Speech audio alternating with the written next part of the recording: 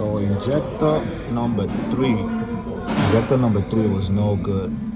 It was misfiring, so replace that bad boy.